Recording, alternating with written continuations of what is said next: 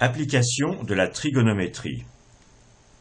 La trigonométrie a beaucoup d'applications dans des domaines très variés.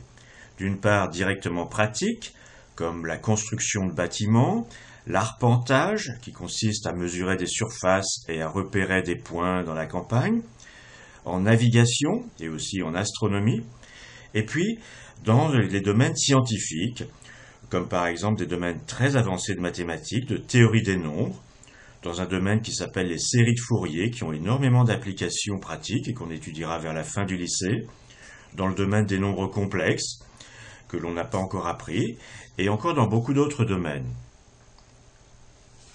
Nous allons regarder un ensemble de problèmes appartenant au domaine pratique, et plus spécialement à la catégorie qui s'appelle résolution du triangle.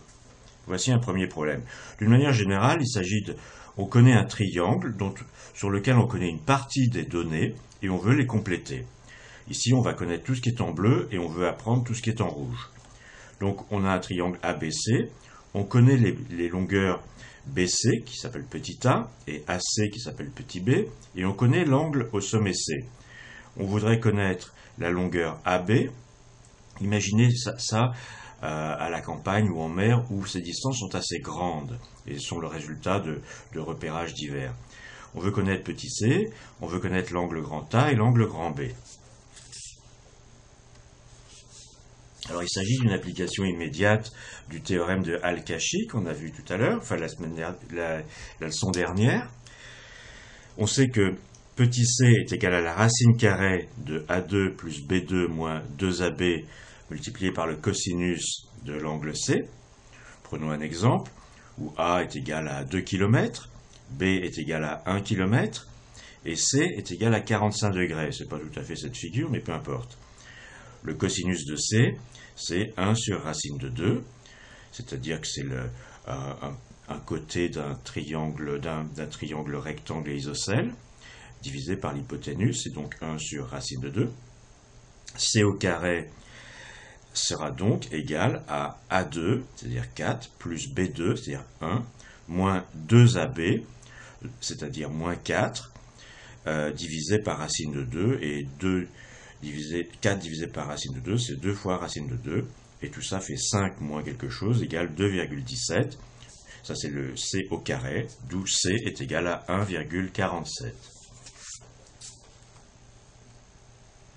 Pour calculer les deux angles, parce que là j'ai calculé simplement petit c, on part d'un résultat intermédiaire qui s'appelle loi des tangentes, qui dit la chose suivante, c'est que petit a moins petit b divisé par petit a plus petit b est égal à la tangente de a moins b sur 2 divisé par la tangente de a plus b sur 2. On applique ce résultat aux différentes paires de côtés et d'angles, et on parvient au calcul de l'angle grand A et de l'angle grand B. On va laisser les formules de côté parce qu'elles sont un peu lourdes et on les étudiera une autre année. Notons simplement que la surface du triangle est égale à S égale 1 demi de A multiplié par B multiplié par sinus de l'angle C. Ainsi par exemple, encore une fois avec notre exemple, A égale 2, B égale 1 et C égale 45 degrés. La surface grand S, c'est-à-dire l'air, égale 1 demi de 2 fois 1 fois 1 sur racine de 2. C'est aussi le sinus de 45 degrés. Et tout ça, ça fait racine de 2 sur 2, si on veut, et ça fait à peu près 0,7. Voici un deuxième problème, aussi très classique. Cette fois-ci, on connaît la longueur d'un côté, et on connaît deux angles. On voudrait savoir exactement où est ce point C, et quelles sont les distances petit a et petit b, et quel est cet angle. Là encore, c'est un problème de triangulation particulièrement classique. On a repéré, on est à la campagne, et on a repéré deux points A et B distants de n'importe quoi, 10 km.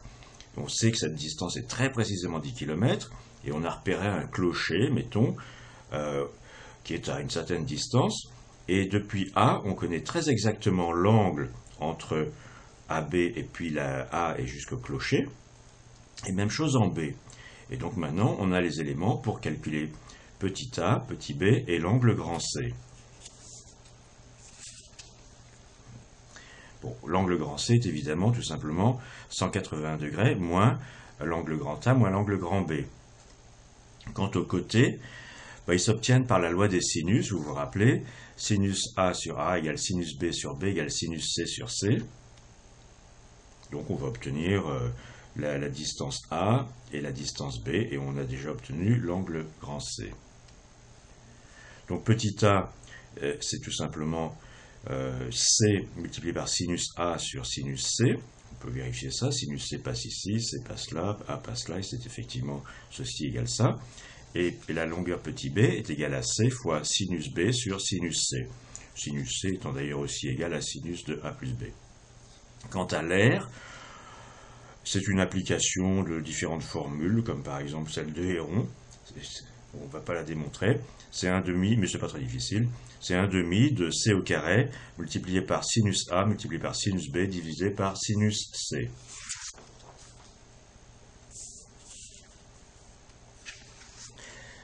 Terminons par une remarque sur une trigonométrie plus générale. La Terre est le plan.